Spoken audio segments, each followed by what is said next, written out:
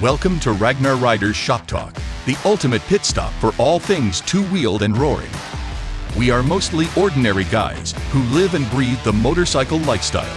From our personal journeys to gripping product and accessory reviews, bike builds that redefine the road, the latest industry buzz, and a sneak peek into our future travels, consider this your front row seat to our motorcycling odyssey. So kick back, relax, and let the engines roar as we dive deep into the world of chrome, leather, and the sweet symphony of the open highway.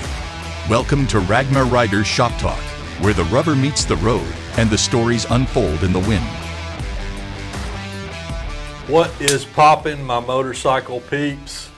We are back with Ragnar Riders Shop Talk. I'm DJ Seeley, got Randy Boren and John Woody. And we are grateful that you are tuned in. We thank you for being here. We hope that you're finding some benefit in what's happening here and what we're doing. We started our conversation last episode about rallies, talked about that, about, if you're considering a rally, if you're a new rider, maybe wondering what the scene's like, maybe a little intimidated by the idea of going to a rally, go back and check that one out. I think we could put your mind at ease a little bit there. We were the same way starting out a few years ago. We've been to several rallies all over the place now. Randy's been to Sturgis. John and I are going up there, not for the rally, but for the riding this year. Yeah. What, September? Yep. Is that when we're going? And so that's kind of what I wanted to talk about today, was the differences in the rallies and how to choose the right rally for you, and what considerations somebody might have. I mean, they're not all the same. Would you agree with that? Absolutely. We've been to several. Some of them are going to fit this style of rider better. Some of them are going to fit this style of motorcycle better than others. And so that's kind of what I wanted to touch on today, is get you guys' input on that. I know for me, my first rally was Daytona. Enjoyed it, had a good time. We talked about in the last episode, there's something for everybody there. One thing that Daytona lacks is a lot of riding.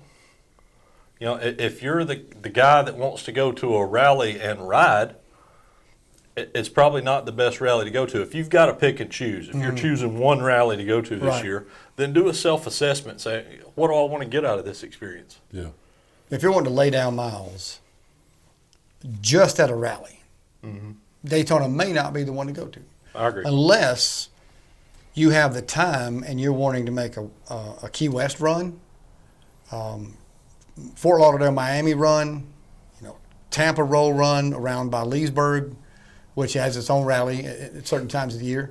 Unless you're wanting to venture off that far, your rides are typically an hour to a couple of hours just around the area, and that's beautiful. Yeah. As we discussed. Up to St. Augustine, Yeah. over around the lake, Yep. over towards Orlando, go down to the Space Center, or even down to Cocoa Beach, Right.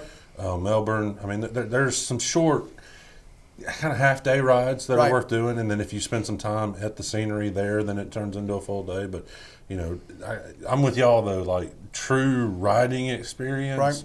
Yeah, I think that there's other options out there that if you're actually looking for a week long of riding, that may be better for you. Yeah. So if you came to a rally and you wanted the gambit of things, you wanted to ride some, you wanted to enjoy the vendors, you wanted to enjoy the bar scene, or just have a drink and restaurants and good food, would you say that would fit better then? Because if you got off on a day ride where you were going to be gone for 7-8 hours, and you might miss out on some of those other things.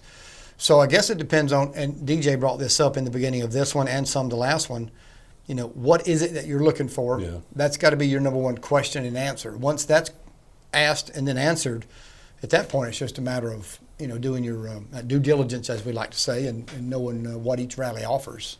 Yeah, I think there's, like I said, it's just kind of a self-assessment.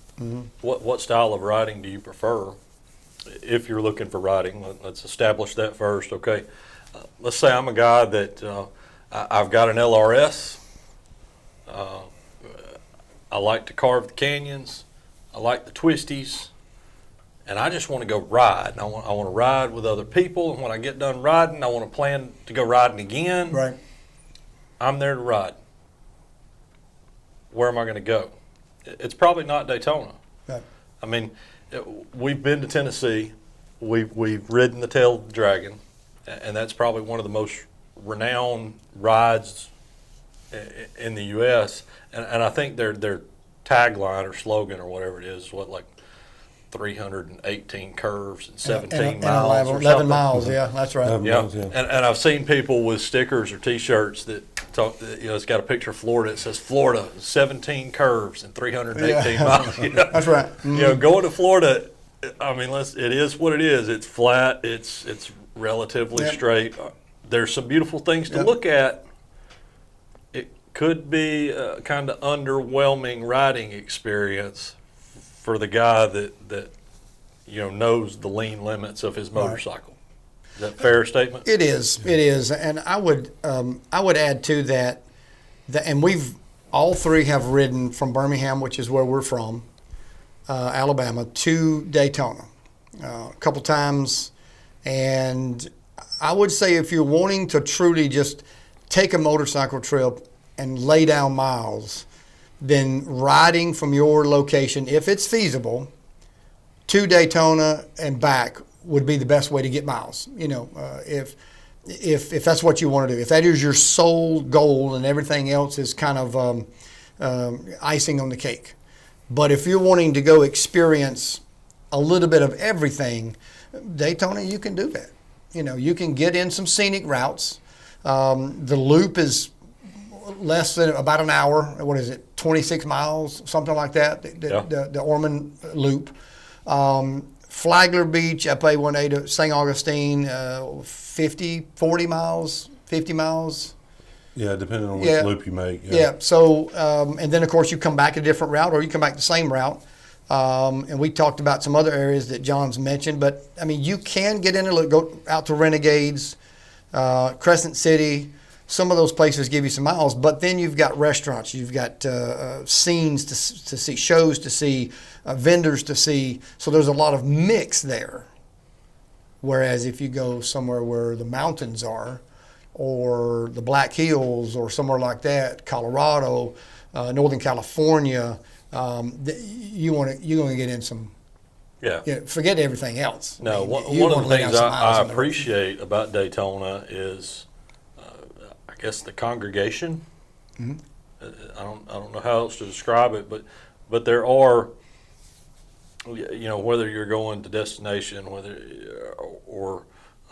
this restaurant bar, that one over there, the Iron Horse, the Dog House, wherever you go, Mm-hmm. there's plenty of places for people to congregate and shoot the bull, have a few drinks, cut up, hang out, Yep. good time.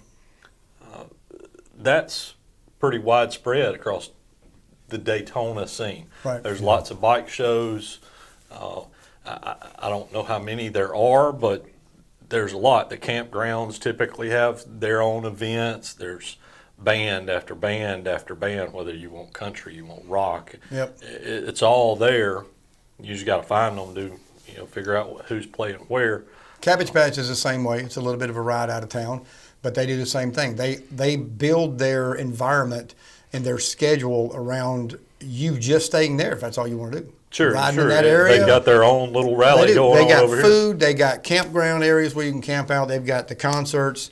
We rode out there in the fall, and they actually had a DS-18 put on an audio show the night we were out there, dude, and the ground was vibrating. I mean, it's some big wigs out there doing audio shows. It was cool. So lots of different things, and Buffalo Chip in Sturgis is the same way. Full Throttle, they have their own campground. They're the same way.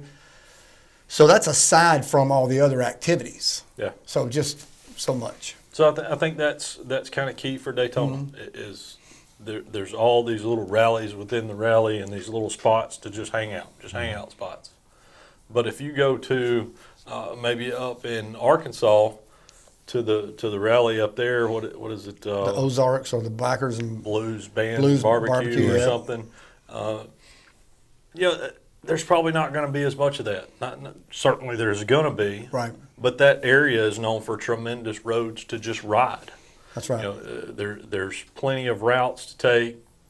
What's that city there that we were talking about going to this year? I can't remember, but maybe we can put it in some notes or something. But there's more riding there. Maggie Valley's the same way. Yep. There's not going to be as much of these big event spaces where everybody's congregating and Right. hanging out, because the attraction there is the riding. Right. Yeah. There's another option that's growing. I think this is going to be their second year, and that's the Thunder and the Smokies. Yeah.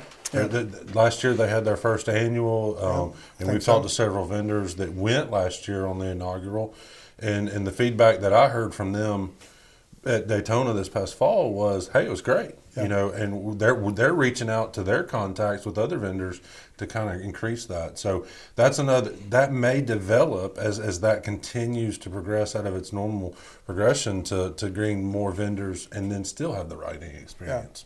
So I think you get a lot of that when you're talking about, really anything from around the eastern side of North Carolina, northern Georgia, really about all of Tennessee east of Nashville, up into Kentucky, and then of course over into Arkansas, and really north in our state. Alabama's got some riding, especially the northeast section. But you go to these, like you said, you go to these rallies and you're kind of there at the rally, but a lot of riding goes on, lot of riding, and again, deciding exactly what it is you're looking for.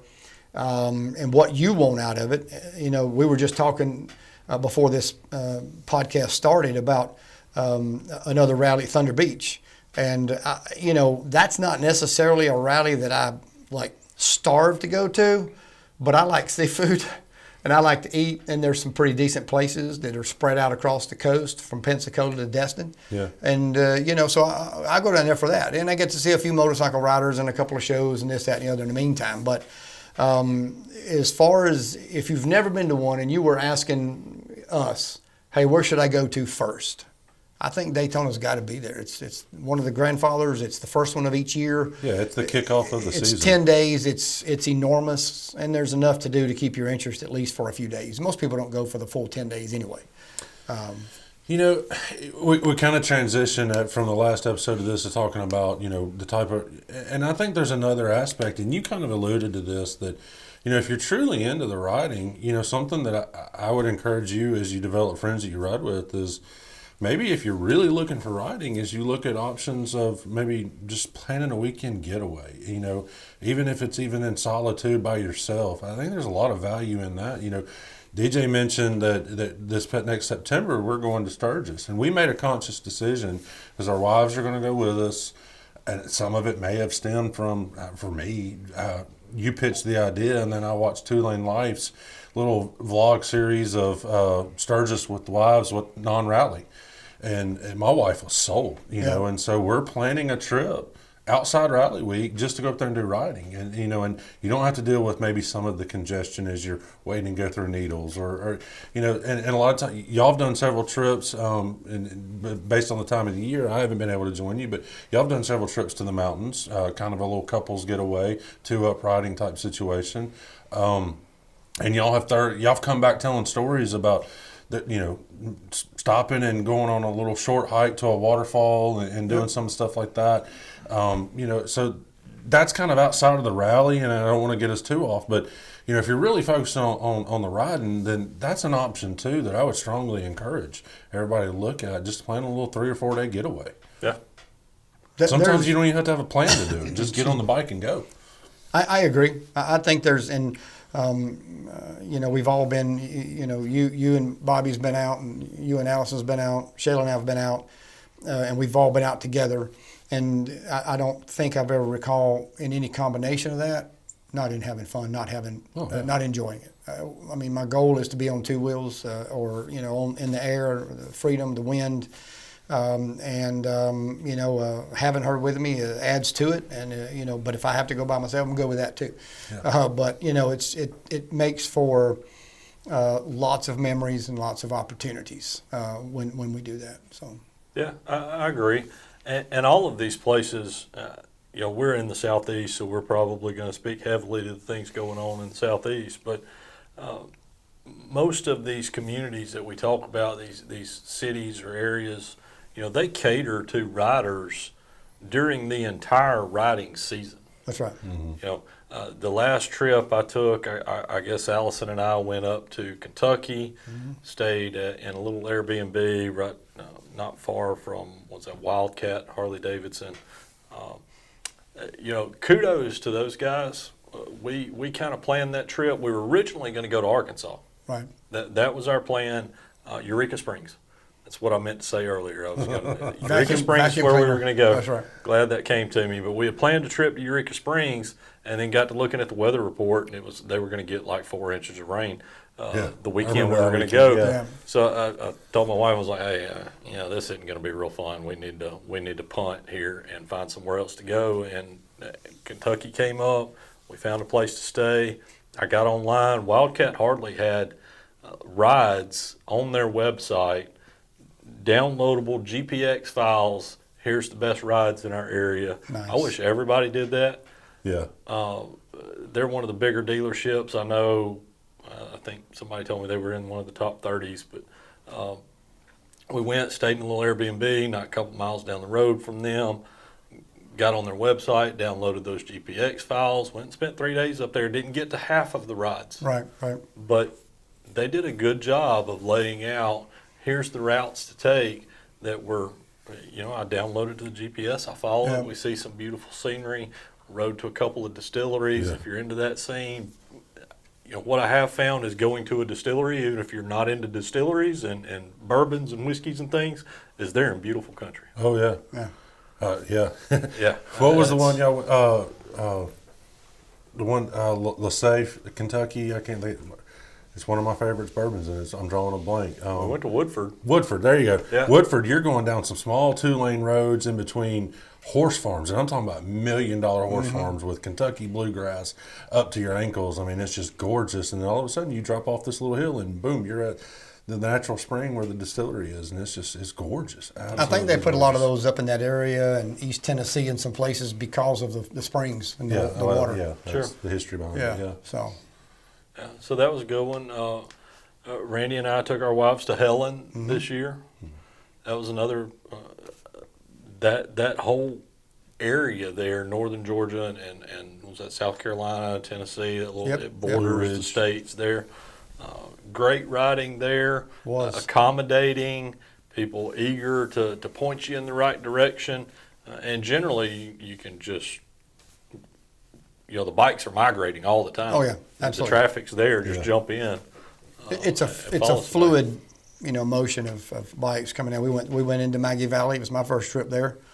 Got to see Wheels in Time, which was a fantastic, museum. If you've never been, you've got to go there at some point in your riding career, or riding life. And then of course coming back down through Bryson City and some other places. It's great. It's good riding up there. So to John's point about that is, visit your rallies, know what kind of riding you can get when you go, but also know that, if you're wanting to do some riding and you're newer and you want to kind of get out of the city, the red lights and all the rally biking and things of that nature, definitely look in your area. If you don't know, hit us up. We'll be glad to help point you in the right direction. But this country's got a lot of beautiful places to ride. Yeah, and beyond the national rallies, there's local rallies in every state, Oh, yeah. And so was it Cyclefish and some other social media? You can do some research and find some local rallies in each one of your states, or check with your local dealers. And those have a different character sometimes. So kind of do a little bit of research, and make sure that that's the character you're looking for. But some of them get a little squirrely. Some of them you might not want to If go it too says up to. adult only or 18 and over or Or clothing maybe you do. optional, I mean, something no like judgment that. here. I mean, hey, whatever you want to If do. that's your thing, But I mean, there's all kinds of options. There is. And that's the interesting thing, and that's what's great about the motorcycle community. It's a very transparent community. It's a very welcoming community. And you can just about go to any scenario that we're talking about, the different dynamics of these rallies, and in some form or fashion, you're going to feel welcomed, you're going to feel comfortable, and you're going to enjoy. Every personality is different. So I agree. I'd be amiss not to ask this question, Randy. You did something this past year that just kind of floored me. And I think there's value worth sharing. Disclaimer: when he starts off like this, there's something coming. So hang on. Yeah. Well, maybe so. But Great. Randy's about to be pissed at John. well, maybe so. But I respect what he did, and I was a little bit jealous of what he did, to be honest with you. You know, so we had no plans of going to Sturgis this past year. We had talked about it. And then we were kind of late in our planning process. We're like, we're going to wait till next year and kind of plan a little bit deeper. For all of y'all that know, that kind of kept up with this past Sturgis season, a lot of rain. I mean, I'm talking about like a ton of rain. The first half of Sturgis, I mean, there's a lot of stories that go behind the rain that they're experiencing. Well, we're sitting there on Sunday night. I don't remember if we were texting or on a phone conversation or whatever, but three of us were chatting. And we got talking about, well, it looks like the rain's going to subside. And Randy out of nowhere is like, who wants to go in the morning? Well, John, you said something about going. Jokingly. And I said, meet me in, they had already moved and relocated. Yeah. The history of us is we used to live in the same area. John and I lived in the same subdivision. And then they've relocated to South Alabama. So we were like, hey, meet me in Birmingham in the morning and you can go with me. Yeah. And of course, we all got a ha-ha out of it. John had Next no thing idea. I know, he's heading north. Like, you left out at what, like 4:30 in the morning? I left out at 3:30 Monday morning. Boom. You're heading up there solo. And I didn't make that decision until the Thursday before. Oh, so you'd already had kind of been thinking about it. Yeah, I'd been thinking about it for a Sunday couple night of weeks. conversation really wasn't. No, I thought it was knew. totally off of a whim. No, I had already. So I had talked to you about it a couple of weeks earlier, and I just kind of, you're the only one that I'd mentioned it to, other than Shelley. Yeah. But even when I left, nobody knew. No, nobody knew where I was going. Shelley and DJ were the only two that knew, and he only knew because. And I meant to keep it a secret to start with. I needed to decide for myself, and that's another topic for another day. But things going on, work, I run my own business, and so a lot of things were happening, and I needed to make that decision based on, my ability to be able to make the drive, because it took me 24 hours of ride time, seat time in the truck to get there. Yeah. But yeah, I hauled out there. So what was that experience like going to the biggest rally by yourself? And I kind of know some of the story that I'm prepping you for, but I think that's so interesting because you made contacts and relationships with total strangers. Talk through that experience of going to a rally by yourself and just stepping outside your comfort zone. Talk through. I would love to hear that. And again, I ask this question out of pure respect and almost a little envy. So it was. So I'm in some groups and pages, how we all are of out there. And when I had got ready to leave, when I knew that I was going the Thursday before, I got on Airbnb, found a couple that had a room in their home, and booked it. All right. So I was going to arrive Tuesday and going to leave Wednesday or Sunday. So I was going to be there for the rally started that Friday before. Yeah. And all the rain that previous week. That was another thing. I was watching the weather. Well, the weather was supposed to clear up. Side note, didn't rain a drop while I was there the whole time. Sun shone the whole time. It was fabulous. Made the decision to leave, booked the Airbnb, kind of kept it to myself, and just jumped in the truck and left. I got on a couple of forums when I stopped. Monday night, after 18 hours of driving, I stopped in Sioux Falls, South Dakota, and spent the night. I knew I had I-90 went straight from Sioux Falls to Rapid City, and it was 400 miles one way, straight. So that was my last leg. I wanted to do that Tuesday morning. So I got on some forums. I had coming by myself. Has anybody got any groups? Does anybody want to ride? Can we meet up? Half-heartedly thinking there would probably be some folks say it, but it's kind of like we do in life where something happens to you and I say, hey, man, if you need anything, let me know. Yeah. I mean, okay, yeah, seriously, as the three of us, we would do that for each other, but generally speaking, we don't really mean that. It's just something to say. Yeah. So I was kind of, hey, dude, I'm going to be at, whatever, come on out. So I got a lot of that. I also got hit up by a whole lot of, hey, yeah, I'm going to be out there and I'm looking for a ride if you want to pick me up. And I was floored by the number of I don't know what we want to call Temptations? that. No, they were not temptations. Solicitations? No, these were snaggled tooth, Vendors? boobs dragging the ground. Easy. No, I'm just saying it like it is. Their pictures and profiles were on there, so you could see them.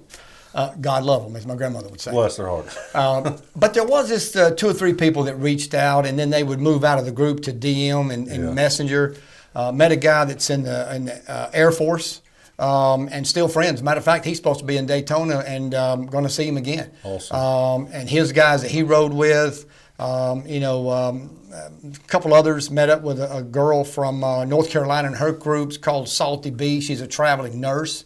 Met her out there. That was a real brief connection, but have since, we follow each other on social media and TikTok and stuff. But I got to say, I spent 95% of the time by myself. And I thoroughly enjoyed it.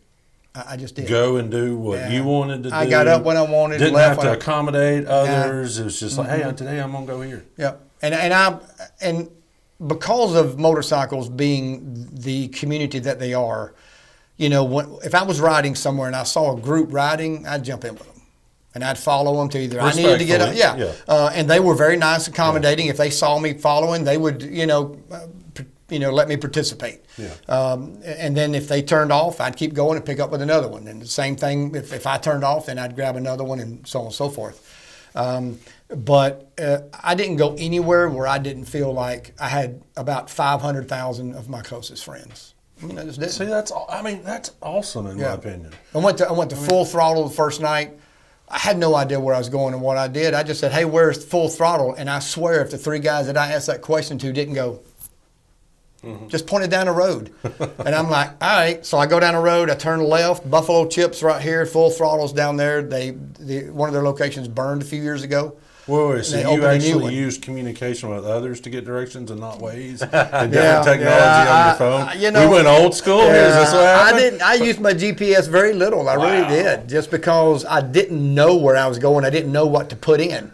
When I got ready to go to Fish. What's that? Spearfish. Left me. When I got ready to go there, I went and drove around over there for an hour before I realized where the canyon route was. And I accidentally stumbled on it. I was getting ready, got back on 90, headed back to Sturgis, because I'm like, I don't know where the road is. Coming back from Spearfish Lodge? Yeah. So I got off, and I said, you know what? No, this ain't going to happen. I made this maybe my only trip out here. I'm finding this road. So I got off the interstate to loop back around. And I'll be danged if there wasn't a sign there that said Spearfish Canyon and pointed that way. And, it took me out straight to the Boar's Nest. Yep. Oh, my God. That was probably the most beautiful ride. Needles was great, but lots of rock.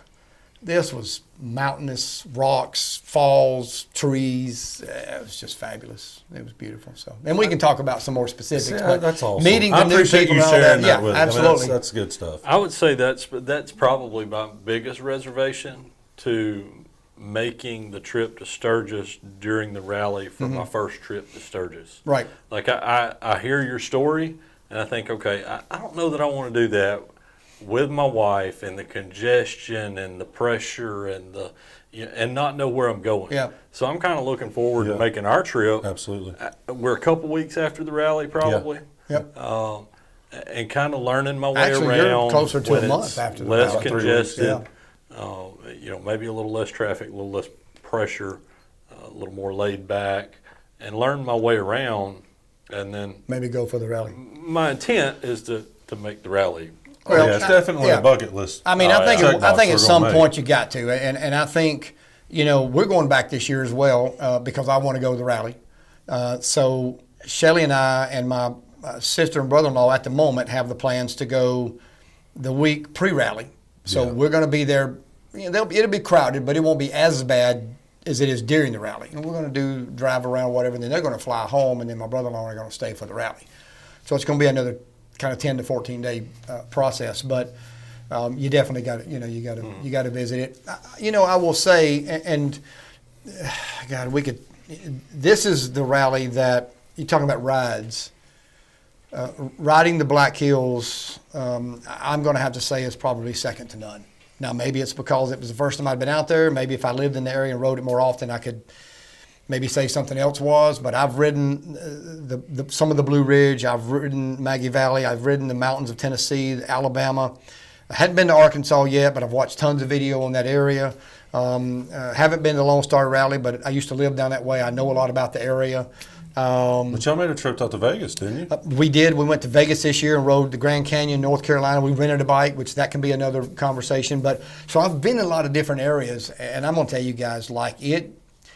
If you're into motorcycles and it's not just I want to ride it to dinner and back once in a while or whatever, then yeah, you got to get there. You guys will absolutely, you'll be floored. It is the place to go for laying down miles and miles of just sheer beauty. So talk to the guy that's getting into motorcycling. I guess where I'm going with this is skill level. Yeah. So I'm relatively new. We can disclose that. I started on 2 wheels, had a uh-oh moment, ended up on 3, back on 2 now for a while, still getting my bearings about me in riding. Right.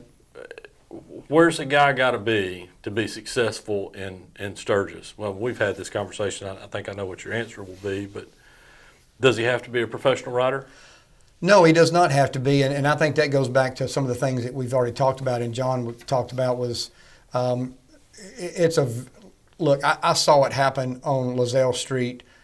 It's crowded as they come.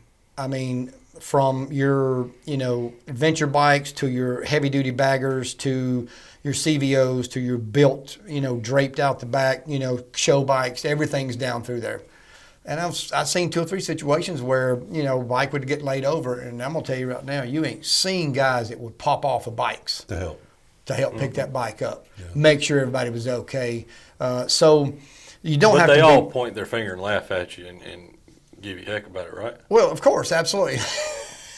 No, they don't do that. No, they don't. At that point, they're worried about your safety. Yeah, and your absolutely. bike. Now, of Now, course, maybe after a couple of years, I mean, did you see that? The ribbon's coming, but Well, and I laid mine over.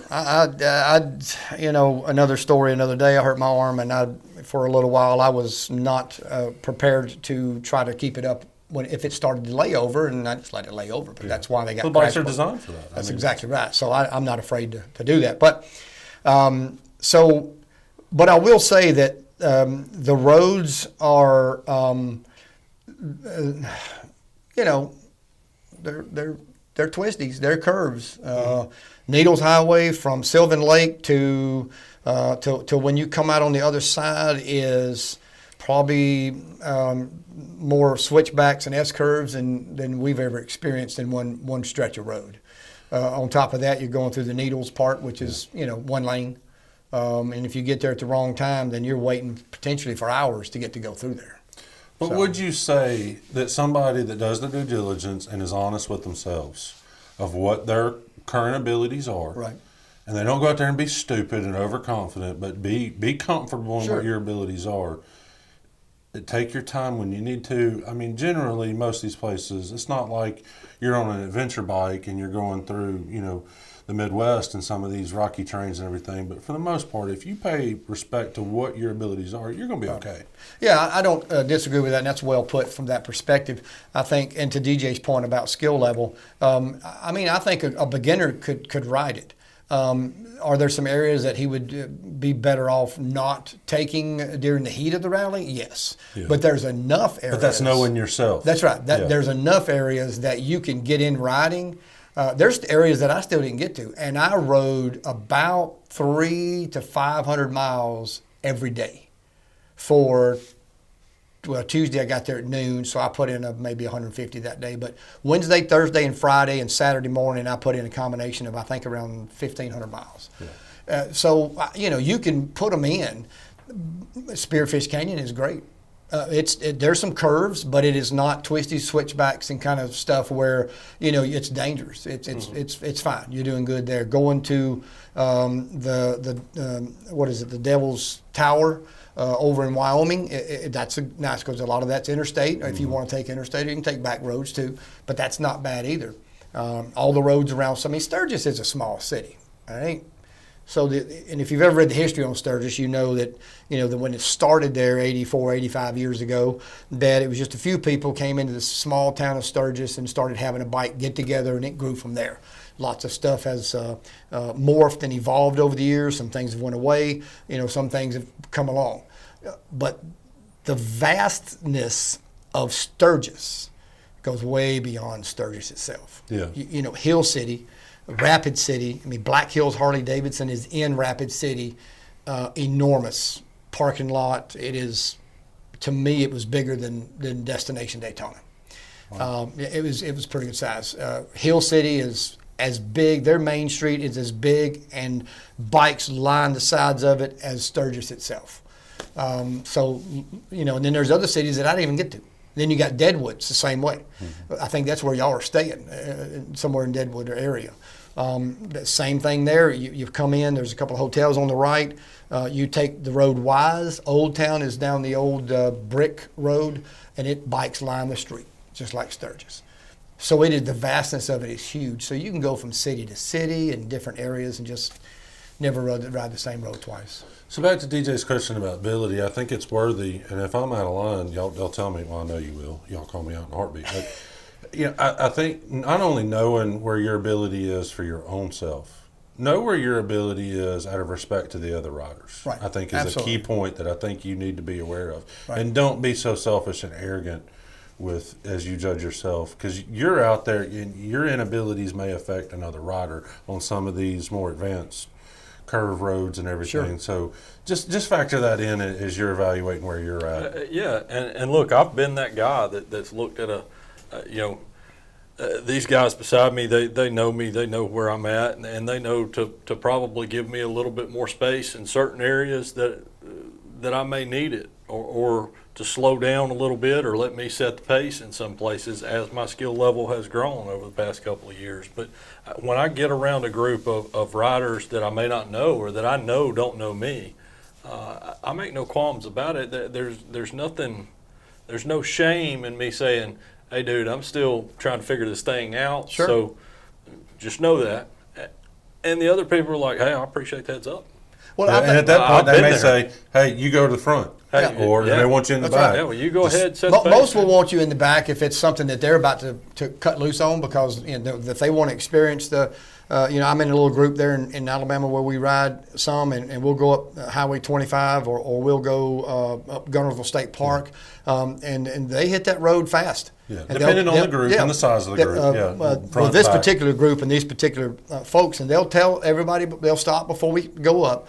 And if there's any new folks, they'll stop and say, hey, you do you. We'll see you on the other side. Yeah. Yeah. And that's I it. think And they're respectful of that. Absolutely. Everybody's been there. Everybody started somewhere. Yep. And I could tell the respect is there. I dare say that the percentage where it's not is not enough to reduce the percentage. So I'm going to say 100% of respect in these larger rallies where, I'm riding along and there's a group up here. You can tell the guys that ride together, like us. Yeah. They're riding together. Then there's me, and then there's another group behind us, and then between us there may be another single or something. So you can tell the single guys that are not there with groups or couples, because there's space. Space is the big thing. Yeah. Don't be afraid to give space. This is not, you're not in your car in bumper to bumper traffic like we were today coming back in Tennessee. Wow. You're riding a bike that, obviously we know the risk when we get on it every time, but one slip could change your life. Mm-hmm. So, it is being cautious first. Until you can throw caution to the wind and go at it if it's your time, right. Or element environment. So, but I don't ever recall the politeness of guys coming out, pulling out, parking. It was second to none. I mean, it was a great experience. And Daytona's not a lot different. There's a lot of, but the riding it's a completely different different environment when it comes to the riding environment. So one thing I wanted to bring up is if you're planning a rally, what kind of bikes interest you? Yeah. And that may kind of lead you in one direction or another. Oh, absolutely. I know Daytona, and maybe it's just the craze of the moment, but there seems to be more performance bagger oriented events and shows there, I feel like, than maybe some of the other rallies. If you're into audio systems and stretched bags and that kind of thing, the big wheel bagger, Panama City has certainly got more of that. And your crotch rockets and kind of bikes of that nature. What's the one up on the Atlantic coast up north, Virginia Beach? Yeah. Well, that Laconia, rally. Myrtle Beach. Myrtle Beach is a huge audio rally. Okay. Yeah. Yeah. And Black Bike Week. You want to hear some audio? Go to because they have Black Bike Week. So go up there. I mean, yeah, it's a phenomenal place as well. But again, you're right. You're dead on. Yeah. So there's different rallies that kind of gear a certain direction. Yep. That may play a role in choosing which rally you want to go to. I agree. I will say, and I won't get into numbers because I don't really have that in my head, but just sitting there while you're saying that, I'm thinking to myself, Sturgis had a lot of two-up riders. A lot. And I think it's because of the more vast area to ride. Whereas I think Daytona and Thunder Beach and some of your more rallies of that nature, there's a lot of single riders. There's still a lot of two-ups down there too, don't get me wrong. But there's a lot of, single ride. A lot of that comes down to the less dense population of the area in general. Of the style, that's right. It could be. Maybe. So, just out of curiosity, we've talked now. We're kind of wrapping up the second set of talking about rallies. I'm gonna put you on the spot. What is y'all's best rally moment memory? Like, if you could look back at the rallies you've been to, what's like that one that sticks out at you? He pointed at you. Why you're sitting here looking at me? Both of y'all. I have two. And one is the very first time that I sat down at the table at Outriggers and had the charcuterie board. Sea Treasures. Yeah. I'm just telling you, that's some good stuff. And we did that. Well, we were hungry. Yeah. But it's worth it. It's good. That was some good stuff. And that didn't even have anything to do with the rally. It was just a good restaurant and food. But maybe the primo would be, the afternoon that I rode into Sturgis for the first time. I mean, it was just like I literally had hair standing up on my arms. I mean, chills. Just knowing the history, it was. The chemistry, yeah. Okay. Yeah, and because there were people leaving. Like I passed bukus of bikes. And had trailers. For the rain. they had been there for the rain, and I knew because I already looked at the weather that I was going for the good weather. So, but yeah, that was, and I think y'all feel the same when you get there. Even though you're not for the rally this year, I think you'll still get that same feel. I think it had a lot to do with the rally, but just being in the area because of the nostalgia of that area was pretty enormous. So yeah, well, I mean. I may have felt that a little bit when you get into Daytona and you hit the A1A and they've got the big sign that says "Welcome to Daytona Beach." That's right. Across the road, there's a little bit of iconic flair to that. But I would say I love the ride from up to Flagler. Yeah. That little breakfast joint there that we go to and eat breakfast. Oceanside, yep. What are you? 30 yards off the ocean. Yeah, and there's no houses on that side. There's no obstruction other than sand dunes. You're right. You're looking at the waves crashing. Cruising at the right time of day, and really the traffic's rather minimal right there anyway. It's just a 2-lane road up the beach.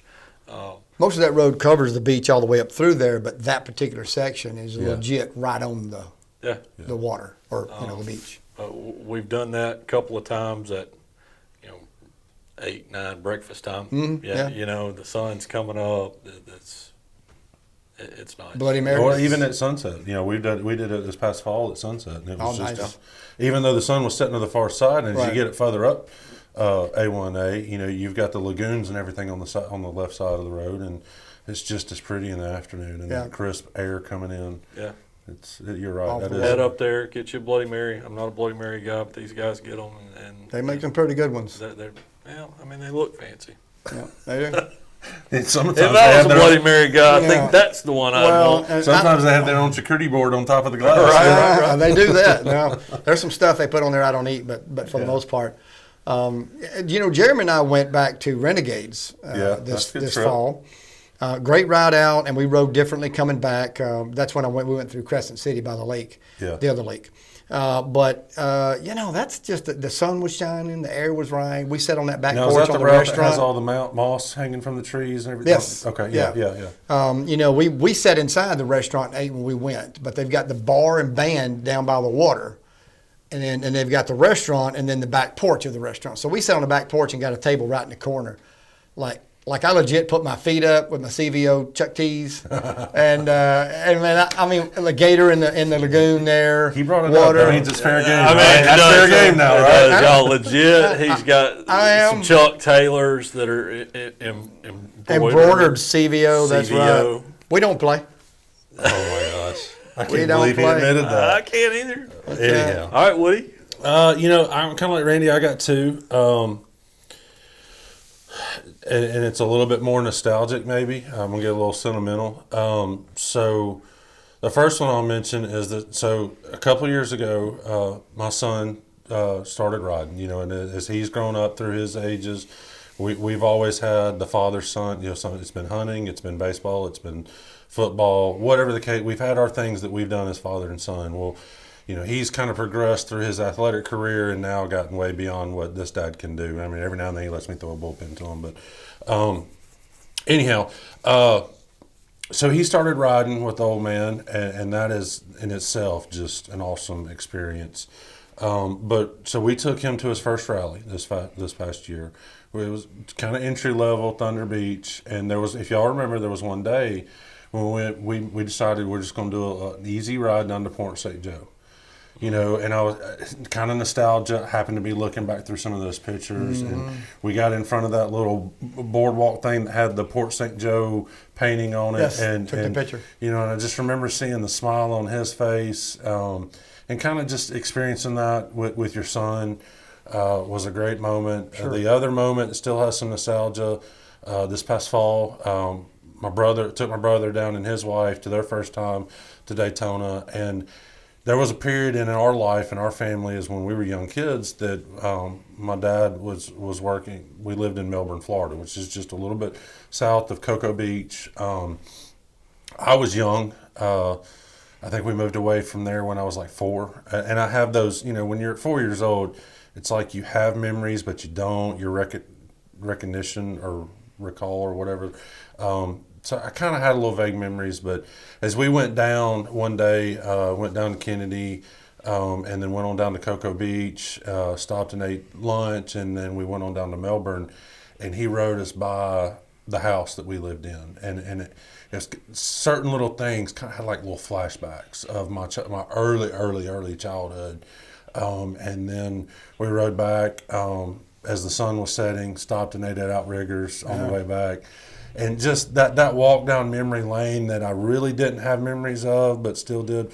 But, you know, doing that on just the environment with my brother and his wife, me and my wife, that just little moments like that. Sure. And I'm sorry to get a little sappy and nostalgia, but those are kind of some of the things that kind of stand out. I mean, it's just good memories, good experiences. You know, and I you know, the fall trip that the 6 of us made, you know, that's a highlight trip. I had a blast. You know, I love you guys. You know, we've been friends for a while now, and you know, the wives, and we've been on a few trips, and you know, we've all piled in an SUV in a rainy Saturday and rode Atlanta and visited dealerships, and you know, done a lot of stuff together. And you know, that trip will always be special for us. I just thought we had a blast and had some fun there that trip, and that's where I was introduced to outriggers. I've actually threatened to leave Birmingham and drive down there just to eat and come home. I hadn't done it yet, but I bet that happens before I hit the ground at some point. Yeah. All right, Randy, send us home, man. All right, guys. Hey, if you want to visit us, just keep in mind that We're on social media. We're getting this thing kicked off. We're having a blast. We hope you're getting some information and enjoying it. You can find us on TikTok at RR Shop Talk.